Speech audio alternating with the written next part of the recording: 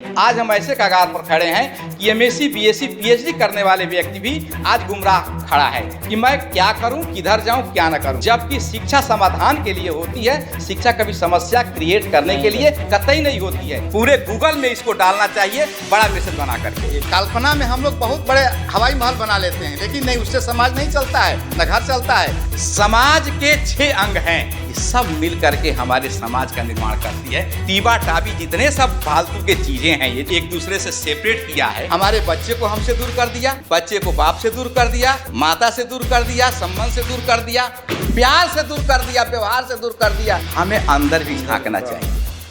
सब बिजनेस के लिए पूजा करते हैं, और जहाँ तक फिजिकल नहीं है वहाँ तक 5 इंद्रियाँ काम नहीं करती है। अगर वो ज्ञान आ गया किसी व्यक्ति के अंदर, अपने को शिक्षित कर ले, फिर समाज को शिक्षा दे। हमारे वाल्मीकि जी सबसे बड़ा उदाहरण है, पहला कवि, महाकवि। गुरु जी, आपका शुभ नाम? शिव मंगल प्रसाद। गुरु जी, आप किस विषय में और कितने समय से एक अध्यापक के रूप में कार्यकाल में हैं? मैं अंग्रेजी लेक्चरर हूँ और लगभग 15 साल से मैं टीचिंग कर रहा हूँ। आपने लगभग अभी तक कितने बच्चों को शिक्षित किया होगा आपने कार्यकाल में? लगभग 30-40 हज़ार बच्चे तो हो ही गए होंगे, कम से कम 20 साल हो गया लगभग शुरू से जब से पढ़ाई कर। वैसे आजकल के दौर में ये बहुत प्रचलित है कि गुरु वही जिससे कुछ सीखने को मिल जाए। आपके अनुसार एक अध्यापक की भूमिका एक बच्चे के जीवन में कितनी रहती है, उसकी पढ़ाई, उसके संस्कारों को उच्च स्तर तक ले जाने के लिए? गुरु की भूमिका तो बहुत बड़ी होती है। पूरे समाज का रीढ़ होता है गुरु। अगर गुरु सही दिशा निर्देशन दे रहा है तो बच्चों को दिशा निर्देशन मिलता है, वही बच्चे कल के हमारे समाज के कर्णधार बनते हैं। और इस तरह से वो बच्चे जहाँ भी जाते हैं, जिस पथ पर भी जाते हैं, वो गुरु के वचनों को ध्यान में रखते हुए कार्य करते हैं। और शिष्य में भी योग्यता होनी चाहिए कि वो गुरु से ले और गुरु का मार्गदर्शन बताए हुए मार्ग पर हमेशा चले। हमें नहीं लगता है कि इससे बड़ा कोई सेवा हो सकता है गुरु से बड़ा, जो समाज को मिलता है बच्चों के माध्यम से। वही बच्चे कल के लिए बड़े होते हैं, फिर वही बच्चे गुरु भी बनते हैं। तो गुरु की भूमिका तुलना माता पिता से भी श्रेष्ठ हमारे शास्त्रों में भी वर्णित है और भगवान ने भी कहा था। तो इसलिए गुरु की भूमिका बहुत सर्वोपरि है। और कई गुरुओं का कई उदाहरण मिलता है हमारे इतिहास में भी कि उन्होंने राज्य को विध्वंस भी करा दिया और किसी राज्य को बहुत आगे भी बढ़ा दिया। बिल्कुल, गुरु की बातों में जो है कथनी और करनी में बड़ा अंतर आता है। अगर गुरु करते हुए बच्चों को सिखाए, जैसे पहले गुरुकुलम चलता था, तो गुरुकुलम में करके और बच्चों को दिखाया जाता था तो ज़्यादा प्रभावी होता था। और आज क्या होता है कि हम लोग थियरी पर ज़्यादा ध्यान देते हैं और करने वाली बात में कम आता है। विज्ञान में भी प्रैक्टिकल हुआ करते हैं, लेकिन वो प्रैक्टिकल केवल थियरी, वो प्रैक्टिकल भी एक थियरी ही बन गई है आज के डेट में। सचमुच देखा जाए तो प्रैक्टिकल नहीं है, वो भी थियरी ही है। क्योंकि प्रैक्टिकल के मतलब होता है कि बच्चे करे और मिस्टेक करे और फिर गुरुजी बताएं कि इस प्रोसेस में इस बिंदु पर आपने गलती की थी। फिर बच्चा सीखे तो शायद भूलेगा भी नहीं और हमेशा याद रखेगा। हमें वो दिन याद है जब हम भी कभी बच्चे थे, हमारे गुरु एक थे प्राइमरी के, आज भी याद है कि वो कहते थे कि देखो आप जो है कोई भी चीज़ पढ़ो, लेकिन उसको क्लास में जाने से पहले घर से पढ़ के जाओ। और घर से पढ़ के जब जाओगे, आज जब गुरुजी आपको कुछ अलग से कोई बताएंगे तो आपको डिफरेंस नज़र आएगा। फिर घर पर आएंगे, पढ़ेंगे, फिर नोटबुक पढ़ेंगे, तो वो रियल एजुकेशन होगा। एजुकेशन के मतलब कि बच्चे का डिजायर पहले और फीडिंग बाद में। आज के डेट में फीडिंग पहले, डिजायर बाद में। ये सबसे बड़ा हमारे एजुकेशन सिस्टम की कमियां हैं। इस पर जो है आपको चाहे पेपर के माध्यम से, मीडिया किसी माध्यम से भी इस बात को, जो ये एजुकेशन पॉलिसी बनाने वाले लोग हैं, इन तक पहुंचनी चाहिए। बिल्कुल पहुँचेगी। आपके अनुसार आजकल के दौर में शिक्षा में क्या बदलाव किया जाना चाहिए? शिक्षा में बदलाव तो सबसे ये है कि आज की एजुकेशन पॉलिसी हमारे दृष्टि से बिल्कुल गलत है। क्योंकि क्लास में 150 बच्चे बैठते हैं, उनको एक ही चीज़ परोसा जाता है, जबकि बच्चों के एबिलिटी, क्वालिटी, कैपेसिटी अलग अलग होती है। बच्चों में कॉम्पिटेंसी जो होती है वो सेम नहीं होती। जबकि हम उनको जो सब्जेक्ट या जो टॉपिक या जो मैसेज देते हैं बच्चों को, वो एक सा होता है। वो बच्चों के जैसे नहीं कहा जाता है गधे पर कोई चीज़ लादना, वो गधे पर लादने के बराबर आज की एजुकेशन पॉलिसी है टोटल। हम अगर बच्चों को फिल्टर करके वो बच्चा किस विषय के या किस दिशा में जाने लायक है, या उसका बच्चे का हुनर किधर जा रही है, बच्चे क्या चाहता है, अगर इस तरीके से करके अगर बच्चों को हम सब्जेक्ट थमाएं या विषय का चॉइस कराएं, तो शायद बच्चे को टीचर को इतना ज़्यादा कुछ कहना नहीं पड़ेगा। एक हिंट में बच्चा बहुत कुछ सीख सकता है। ये सबसे बड़ी कमियां हमारी एजुकेशन पॉलिसी की है, जबकि ये आके बीच में हुई है। इसके पहले गुरुकुलम में ऐसा नहीं हुआ करता था। जो बच्चा जिस लायक होता था वैसे ही एजुकेशन दिया जाता था। ये बीच में हमारे जो पश्चिमी सभ्यता हमारे देश में आ गई, जब से पश्चिमी सभ्यता एजुकेशन पॉलिसी आई है, तब से हमारे जो गुरुकुलम की शिक्षा हुआ करती थी वो बिल्कुल ध्वस्त हो गई है। आज हम ऐसे कगार पर खड़े हैं कि एमएससी, बीएससी, पीएचडी करने वाले व्यक्ति भी आज गुमराह खड़ा है कि मैं क्या करूं, किधर जाऊं, क्या ना करूं। जबकि शिक्षा समाधान के लिए होती है, शिक्षा कभी समस्या क्रिएट करने के लिए कतई नहीं होती है। लेकिन आज के डेट में आप हमारा इंटरव्यू ले रहे हैं, लेकिन सच्चाई तो इस बात की है कि आप भी खुद गुमराह हैं कि हम क्या दें क्या ना करें। कारण कि हम केवल थियरी का पालन करते हैं, प्रैक्टिकल पर कतई ध्यान नहीं देते हैं। अगर प्रैक्टिकली जीवन में एजुकेशन आने लगे तो शायद कोई बच्चा ये नहीं कहेगा कि पापा हम क्या करें, या पीएचडी धारक या बड़े बड़े लोग गुमराह होकर आज भी एजुकेशन की कहीं कमी नहीं है, केवल इंटेलिजेंस ही बड़ी है। हमारे माइंड का डेवलपमेंट तो हुआ है। कटिंग पावर, नाइफ हमारे इंटेलिजेंस रूपी जो हथियार है, कटिंग नाइफ, वो हमारे हाथ में दे दिया गया है। हमारा इंटेलिजेंट नाइफ है। हम कतरने का काम तो करते हैं, बनाने का कतई काम नहीं करते हैं। पूरा साइंस जो है चीर पार पर डेवलप किया है। किसी फूल को स्टडी करना होता है तो हम पहले उसको सेक्शन करते हैं। सेक्शन का मतलब काटना होता है। जबकि फूल की स्टडी अगर करना है, उसके बारे में जानना है, तो कतर करके नहीं जान सकते, उसको हम किसी दूसरे तरीके जान सकते हैं। यही सबसे बड़ी कमियां हमारे आज एजुकेशन पॉलिसी में है। और इतने अंधे लोग हैं, हम आज भी कहते हैं, इतने अंधे लोग हैं पॉलिसी बनाने वाले कि वो कभी इस बात पर ध्यान नहीं देते कि बच्चा आखिर में चाहता क्या है। बच्चे की हम थोड़ा सा रुझान देख लें किधर जा रहा है और वही सब्जेक्ट थमा दें, शायद वो बच्चा उस क्षेत्र में बहुत अव्वल काम करेगा, जिसको आप शायद कल्पना भी नहीं कर सकते। आजकल के हाईटेक मीडिया और महंगाई के दौर में पेरेंट्स अपने बच्चों को उतना समय नहीं दे पा रहे हैं। इस कारण आने वाली पीढ़ी का व्यवहारिक और नैतिक ज्ञान गिरता जा रहा है। इसे थामने का कोई उपाय है शिक्षा में कुछ जोड़ने के लिए आवश्यक? ये टॉपिक आपका बहुत सत्य है और प्रासंगिक है। आज के डेट में हम सभी इसमें, इस शिकंजे में सब लोग फंसे हुए हैं। ये बहुत बड़ा चीज़ है। हम टेक्नोलॉजी का विकास तो कर चुके हैं। ये मोबाइल टेक्नोलॉजी जो है या कोई भी टेक्नोलॉजी हमारे जीवन में आई है, ये हमारी सुख सुविधा का सिर्फ साधन है, हमारे कंफर्टेबिलिटी का साधन है। ये हमारे मन का चैन, आत्मा की शांति और व्यवहार में मैच्योरिटी के लिए नहीं है। ये भावनाओं के लिए भी, केवल भावनाएं भी इसमें, भावनाएं तो बिल्कुल मारी गई, भावनाएं 100% मारी गई। इंटेलिजेंट हमारा बहुत बढ़ा, इंटेलिजेंसी हमारे पास बहुत है, इतने ज़्यादा है कि हर व्यक्ति विद्वान है। आप किससे भी इंटरव्यू लीजिए, वो व्यक्ति आपको सलाह जरूर देगा। हर व्यक्ति सलाह देता। हर व्यक्ति 10% डॉक्टर है, 10% इंजीनियर है, 10% वो जो है टीचर भी है, 10% वो हर किसान भी है। हर व्यक्ति 10% करके 100% पे वो सब कुछ है। आज के डेट में खंडन हो गया। लेकिन वो जैक ऑफ ऑल ट्रेड तो है, लेकिन गुड फॉर नथिंग। इसलिए हम जो सुझाव देंगे, इन सब चीज़ों से बचने के लिए ये जो ऐप बनाए जाते हैं, वही बात जो मैंने शुरू में बच्चों को परोसने वाली बात कहा कि किसको कौन सा ऐप दिया जाए। जैसे आजकल आधार कार्ड से जोड़ करके हमारी पूरी औकात सरकार ने ले लिया है। पूरा डाटा ले लिया। मैं कहाँ हूँ, कहाँ खड़ा हूँ, कितना खाता हूँ, कितना पहनता हूँ, क्या रखता हूँ। इसी आधार कार्ड से जोड़ करके उम्र के हिसाब से मोबाइल दिया जाए।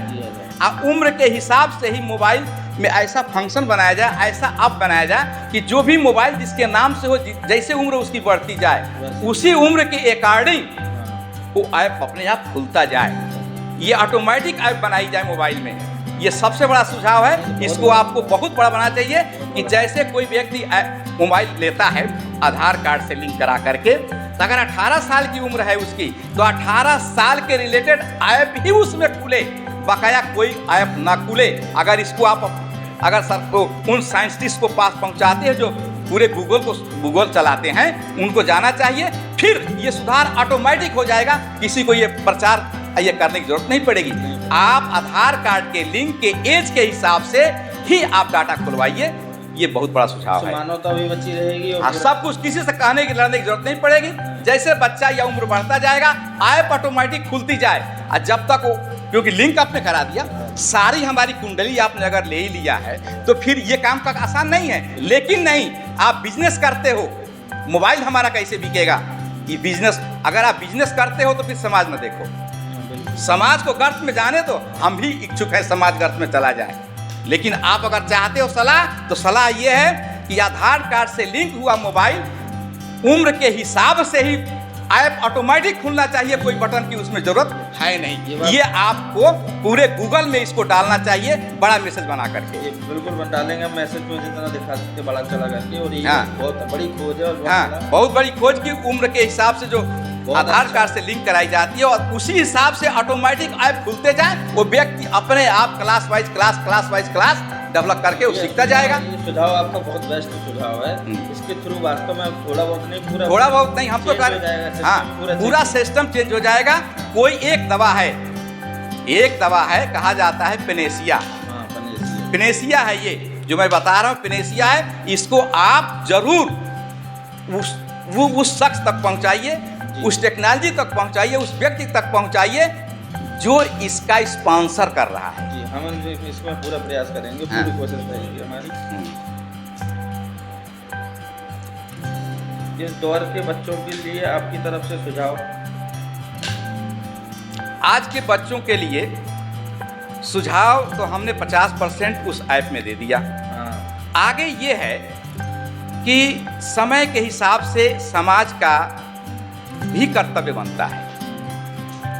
समाज से पहले शुरुआत जो है घर का होता है, घर से बच्चों का।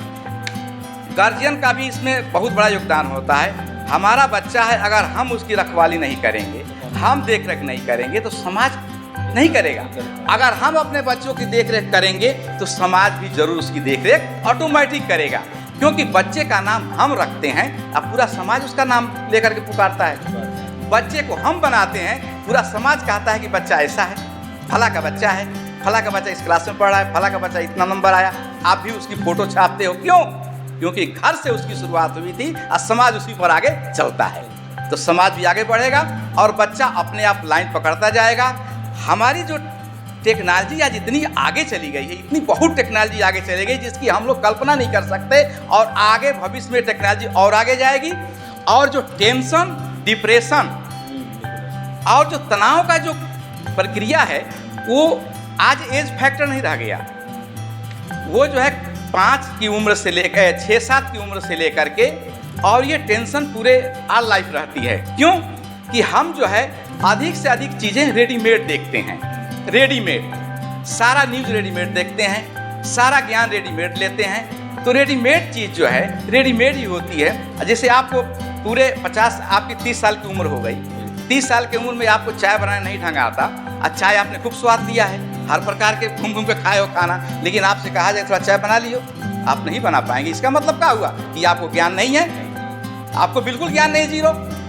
आप जानते बहुत कुछ हो, लेकिन आपको व्यवहारिक रूप में ज्ञान 1% का नहीं है। यही कमियां हमारे बच्चों में आज आ रही है कि बच्चे जानते हैं सब कुछ, लेकिन व्यवहार में, समाज में वो कुछ नहीं दे पाते हैं। फीडबैक उनका बिल्कुल जीरो है। गुरु जी, कोई ऐसी चीज़ जो आप एजुकेशन में सिस्टम में ऐड करना चाहें या हटाना चाहें, या एजुकेशन सिस्टम में बदलना चाहें? हाँ, बहुत अच्छा प्रश्न है आपका, मैं धन्य हो गया। एक पुरानी बात है, पहले हम लोग देखा करते थे कक्षा 5 से ही बोर्ड हुआ करता था। 5 में बच्चे फिल्टर हो गए, फिर कक्षा 8 में फिल्टर हो गए, फिर 10 में फिल्टर हो गए। ये फिल्टर की प्रक्रिया से क्या होगा? वही बात आ गई कि जो बच्चा जिस लायक होगा वो वहाँ छटता जाएगा। अगर जो बच्चा मान लीजिए कि इस एजुकेशन पॉलिसी में फिट नहीं हो रहा है तो छटने के बाद उस बच्चे को हम बेकार नहीं छोड़ेंगे। फेल भी हो गया है तो हम बच्चे को देखेंगे कि अब यहाँ से ये बच्चा फेल हुआ बच्चा अब किस दिशा में जाने के लिए इच्छुक है या किधर जा सकता है। वहीं फिल्टर के बाद उसी क्लास से उस बच्चे को रोक करके अगले दिशा दे देंगे, उस बच्चे को बेकार कभी नहीं होने देंगे। आइए पूरे जिम्मेवारी सरकार की होनी चाहिए, सरकार की होनी चाहिए कि सरकार कक्षा अगर 8 के बच्चों का फिल्टर करती है, अब बच्चे जो शेष बचते हैं उसको देखे कि बच्चा टेक्नोलॉजी में जाना चाहता है, हाथ से काम सीखने की इसमें योग्यता है कि दिमाग से है क्या है, उसी हिसाब से परोसा जाए तो फेल हुआ बच्चा भी शायद बहुत अच्छा बनेगा। हम देखते हैं इतिहास जब पढ़ते हैं, वो चाहे साइंटिफिक इतिहास हो, चाहे स्पिरिचुअल इतिहास हिस्ट्री हो, चाहे कोई भी हिस्ट्री हो, हम ये देखते हैं कि अनपढ़ व्यक्ति भी उसमें इतना बड़ा विवेक होता है कि वो किसी फील्ड में एक से एक काम किया है, शायद पढ़े लिखे आज तक नहीं किए होंगे। जितने धर्मशास्त्र लिखे गए वो अनपढ़ व्यक्तियों का मिलेगा आपको, जितने बड़े बड़े टेक्नोलॉजी मिलेगी अनपढ़ वो कैसे गधे टाइप के लगे लोग मिलेंगे। महात्मा गांधी सबसे बड़े उदाहरण है। महात्मा गांधी पढ़ने में बिल्कुल कॉमन मैन की तरह थे, बहुत ज़्यादा नहीं नॉलेज था, लेकिन उन्होंने क्या किया कि धीरे धीरे प्रैक्टिकली ज्ञान को अचीव करते हुए उन्होंने समझा कि हमारे समाज में व्यवहार में क्या चीज़ है। हम कल्पना में तो आसमान में चले जाएंगे, कल्पना में तो आज चांद पर भी चले गए हैं कि हम ये कर लेंगे वो कर लेंगे, लेकिन हकीकत में जाना मराना कितना कॉस्टली है। तो हम अब कल्पना में हम लोग बहुत बड़े हवाई महल बना लेते हैं, लेकिन नहीं, उससे समाज नहीं चलता है, न घर चलता है, चलता है व्यवहार में, व्यवहारिक नॉलेज से। इसलिए इस पर ध्यान दिया जाए। कोई ऐसी चीज़ जो आप अपने कार्यकाल में पूरी करना चाहें जो बच्चों के लिए आवश्यक हो?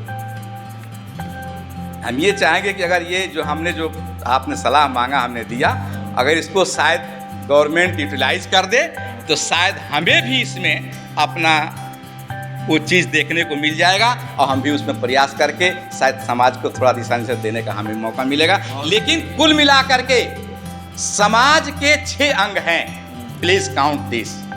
6 अंग क्या है? परिवार है, पड़ोस है, समाज है, विद्यालय है, हमारा सिस्टम है, संवैधानिक सिस्टम है, और सरकार है, और नीतियां हैं। ये सब मिल करके हमारे समाज का निर्माण करती है। केवल अध्यापक ही इसमें शामिल नहीं है। अध्यापक तो एक मेन कुर्सी पर बैठा हुआ प्रिंसिपल बन करके मान लीजिए कि अपने क्लास में बन के बैठा है, लेकिन ये 6 अंग तब तक काम नहीं करेंगे तब तक ये लंगड़ा रहेगा। लंगड़ा नहीं होता है लंगड़ा व्यक्ति, तो लंगड़ा रहेगा समाज हमारा, हमेशा लंगड़ा रहेगा। इन 6 को मिल करके समाज को सुधारना पड़ेगा। आज के दौर में बच्चों के माँ बाप के लिए मैसेज?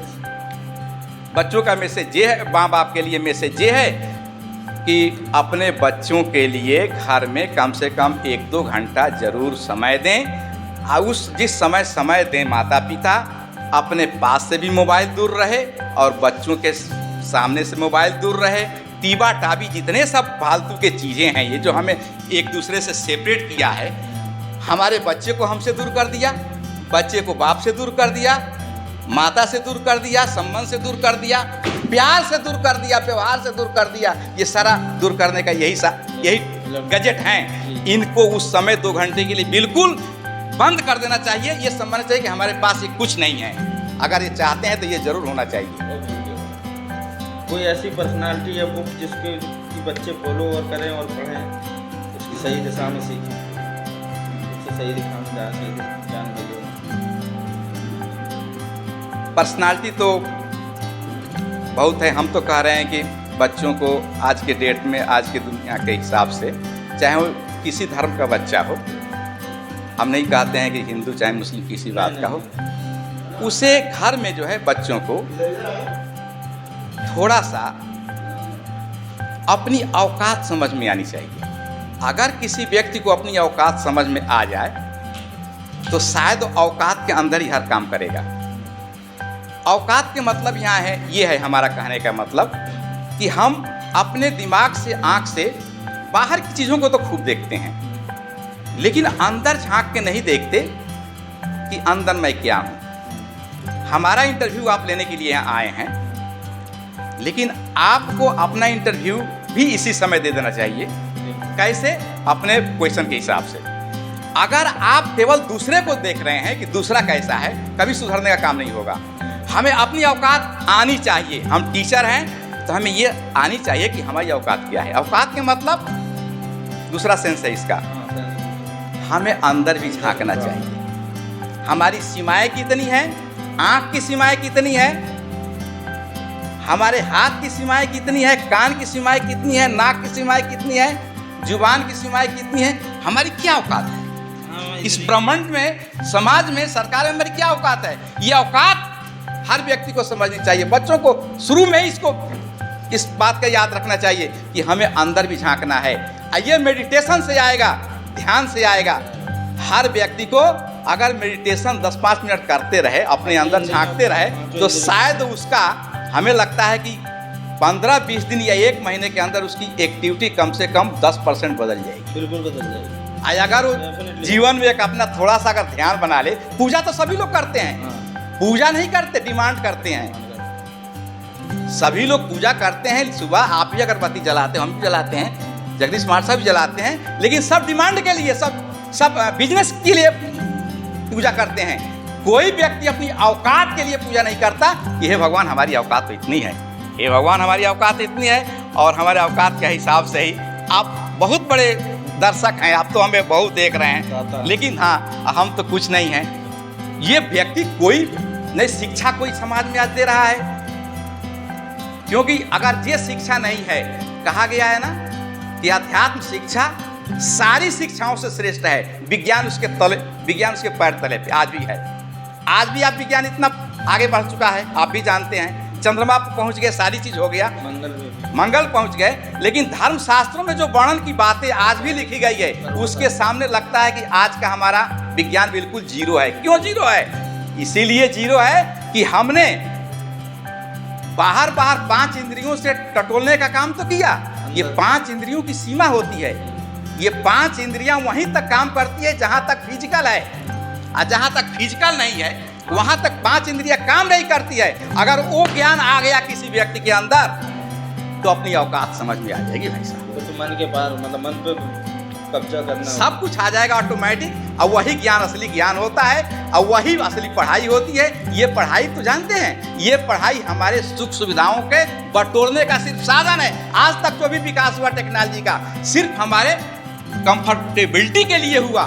मन की शांति, दिल की शांति, समाज को बटोरने और सही दिशा में चलाने के लिए कतई विकास नहीं हुआ है। इसमें आज भी हमारी पूरी टेक्नोलॉजी जीरो है। पूरे मैं वर्ल्ड की चैलेंज देता हूँ, जब तक इस पर कोई नहीं आता है तब तक ये आज भी जीरो है और बाद में जीरो रहेगा। इसलिए मेरा सबसे बड़ा ये आपका है कि आपको इस बात को भी उठाना चाहिए कि आज मेडिटेशन, ध्यान की अति आवश्यकता है। अगर कोई व्यक्ति मेडिटेशन करना शुरू कर दे, हम कह रहे हैं उसका टेंशन खत्म हो जाएगा। दारू पीने की जरूरत नहीं पड़ेगी, दवा लेने की जरूरत नहीं पड़ेगी, लड़ाई झगड़ा करने की जरूरत नहीं पड़ेगी। उसको अपने स्वयं में लगने लगेगा कि अरे हमारी यही औकात है भाई साहब, ठीक सब कुछ अच्छा चल रहा है। वो कभी किसी को दोष नहीं दे सकता, क्योंकि सोच रहा है कि हमारी कमियां क्या है। अपनी कमियां अगर नजर आ जाए तो शायद कोई दूसरे को कमियां नजर नहीं आएगा। कृष्ण ने क्वेश्चन किया था दुर्योधन से और अर्जुन से कि समाज में, अर्जुन से कहा कि अच्छे व्यक्ति ढूंढ ले आओ, और दुर्योधन से कहा कि बुरे व्यक्ति ढूंढ ले आओ। नहीं, उनसे कहा कि दुर्योधन से कहा कि बुरे व्यक्ति ढूंढ ले आओ। न उन्हें बुरा मिला, नहीं अच्छा मिला। क्यों? कि उनकी दृष्टि वैसे ही थी, समदृष्टि नहीं थी, कुदृष्टि थी। अगर समदृष्टि आ जाती, अर्जुन को कोई बुरा व्यक्ति नहीं मिला और दुर्योधन को कोई अच्छा व्यक्ति नहीं मिला, क्योंकि उनकी दृष्टि ऐसी है। चोर को चोरे नजर आते हैं। दृष्टि जब वो अंदर झांकने लगेगा, मेडिटेशन करने लगेगा, अपनी औकात समझने लगेगा, तो कहेगा इंसान है, चलो हो गई होगी मिस्टेक है तो मिस्टेक के लिए डांटिए, व्यक्ति को न डांटिए, क्राइम को डांटिए, क्रिमिनल को न डांटिए, उसकी क्राइम के लिए दोष दीजिए, तो आदमी प्यार करता है। हमारी संस्कृति रही है कि हम क्रिमिनल को भी प्यार किए हैं, क्राइम को बता करके भैया ये गलतियां हैं, आप इसको हटाइए। लेकिन हमने हमारी संस्कृति कभी किसी व्यक्ति को, इसीलिए तो आज भी हमारी संस्कृति है कि विदेशियों को देखिए कितनी लाइनें लगी थी, पूरे इतिहास भरा हुआ है पूरा हमारा, देखिए कितना उदाहरण पड़ा हुआ है। क्यों? कि हमारी संस्कृति जो पुरानी थी वो कभी किसी व्यक्ति को दोषी नहीं ठहराती थी, उसके अंदर जो दोष है उसको निकालने का काम करती थी, व्यक्ति को दोषी नहीं करती थी। आजकल के आने वाले नए अध्यापकों के लिए कोई मैसेज आप क्या देना चाहेंगे? यही देना चाहेंगे कि व्यक्ति वो पहले जो है अपने को शिक्षित कर ले, फिर समाज को शिक्षा दे। अपने को शिक्षित करने के मतलब कि दोनों है, outer knowledge and inner knowledge, both is important for a teacher. But today's teacher is not so, he is only intelligent for his one subject only, but in behaviour he is nothing. आजकल memory यानी याद करने की समस्या बढ़ती जा रही है। कोई ट्रिक जिससे कि बच्चे जल्दी और लंबे समय तक चीज़ों को याद रखें? बच्चे जब करके सीखेंगे, देख के सीखेंगे, व्यवहार में ला के सीखेंगे, तो मेमोरी की जरूरत नहीं पड़ेगी। जैसे ही सामने चीज आएगी वो सारी में अपने आप याद आ जाएगा। बस छोटा सा फॉर्मूला है। आजकल की बढ़ती मीडिया और आपने पहले ही बताया फोन, लैपटॉप, टीवी, अन्य उपकरणों का बच्चों के मस्तिष्क पर बहुत प्रभाव देखा जा रहा है, पर इनके बिना आजकल गुजारा भी नहीं। बच्चे कितना समय और ज़्यादा से ज़्यादा फोन और प्रोडक्टिव काम के लिए इन चीज़ों के लिए कैसे उपयोग में लाना चाहिए? उपयोग में लाने के मतलब यही है कि बच्चों को कम से कम जो सर हमने बताया था कि आधार कार्ड से लिंक करने वाली उम्र अगर ऐप पर लागू कर दिया जाए, उसी के अनुसार लगाया जाए, तो सारे प्रश्न का जवाब यहीं से निकल जाएगा। और उन पेरेंट्स के लिए मैसेज जिनके बच्चे इस मीडिया की दुनिया में कदम रखने जा रहे हैं, कितना बच्चों को दिखाएं और किन बातों को विशेष ध्यान रखें? अगर बच्चा एबल है, कैपेबल है, कैपेसिटी उसके अंदर है, तो गार्जियन को बस ये देखना चाहिए कि ज़्यादा नहीं तो महीने में 15 दिन गौर करना चाहिए बच्चे को कि बच्चा कौन सा ऐप ज़्यादा देख रहा है, उस ऐप पे गौर करना चाहिए। और देखिए, दो रास्ते होते हैं, रोकने लायक अगर नहीं है तो उस पर और दौड़ा दो, गिर जाएगा, ठोकर लगेगी तो और असली ज्ञान होगा। हाँ, ज्ञान होगा, खुद से सीखेगा। खुद से सीखेगा। अब तुम बार बार रोकोगे, प्रेशर दोगे तो और थोड़ा बढ़ता जाएगा। बात समझ रही है? तो जिस पर जाना चाहता है उसे खूब धुआंधार जाने दो। बच्चे ठीक है, खूब करो, खुद से सीखना वो सबसे बड़ा ज्ञान होता है। सीखना रहता है। सबसे बड़ा ज्ञान होता है। ये आधे जो हमारे यहाँ जो क्या नाम है, अरे आध्यात्मिक लोग बने हुए हैं, ये ऐसे ही क्वालिटी के लोग हुए हैं। खूब चले उसी रास्ते पे, और चलते चलते वहीं से सीख मिली, फिर उनका धन्य हो गया आगे चल करके। हमारे वाल्मीकि जी सबसे बड़ा उदाहरण है, पहला कवि, महाकवि। ठीक है गुरु जी, आपका बहुत बहुत धन्यवाद मार्गदर्शन।